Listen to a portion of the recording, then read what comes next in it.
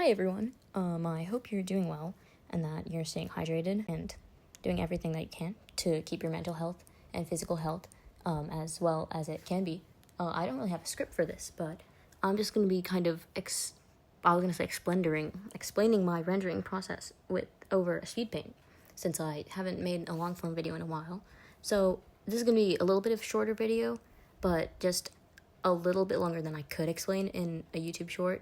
So that's the reason that it's a long form video. I don't have a script, so I might just kind of go off on a tangent sometimes, or I might just start explaining something and stop explaining something. So it's not, obviously, and also I don't have a microphone, I'm just kind of talking to my phone, so it's not going to sound. Okay, I'm just going to stop it. Okay, here's the speed paint. Okay, first of all, I sketch, and usually I sketch on a lower opacity, either that or I sketch on opacity, just a regular opacity, and then I lower the opacity later.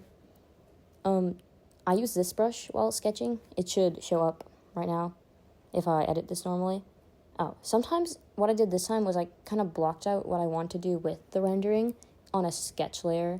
You might notice that I kind of scrapped a piece of this and I started rendering over what I had on the sketch.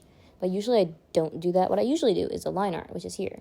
Line weight is an important thing with line art. I didn't really do it as much in this, but I'll put some examples of, well, just making sure that the lines don't have the same consistency throughout, like some of them are thicker than others.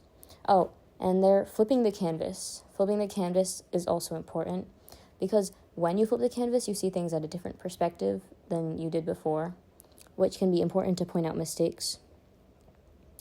This is just the coloring, base coloring.